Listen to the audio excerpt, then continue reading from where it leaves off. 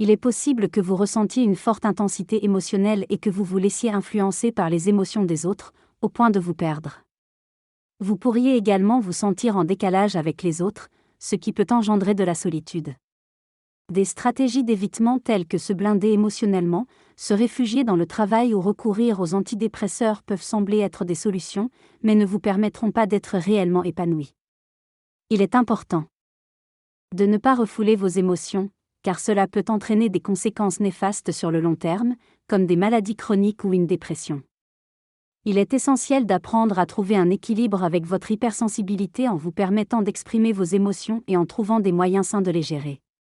Ressortir de cette situation exige parfois de faire face aux difficultés et de chercher des solutions durables pour jour. Après avoir été hospitalisé en raison d'une maladie chronique exacerbée par le stress, la personne a pris conscience de sa négligence envers elle-même et s'est intéressée à son monde intérieur. Elle a découvert son hypersensibilité et cherché à mieux la comprendre pour s'intégrer harmonieusement dans la vie.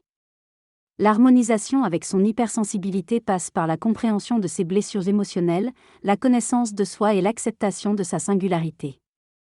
L'idée n'est pas de guérir de l'hypersensibilité, mais de l'accueillir, de la comprendre et de s'ajuster à elle pour s'épanouir pleinement. L'intelligence émotionnelle, la recherche de sens et l'acceptation de sa singularité sont des qualités humaines importantes pour s'épanouir dans un monde qui a besoin de compassion et d'empathie. Se libérer de l'emprise du mental, comprendre ses émotions, se reconnecter à ses besoins profonds et assumer pleinement sa personnalité permettent d'utiliser l'hypersensibilité comme un atout.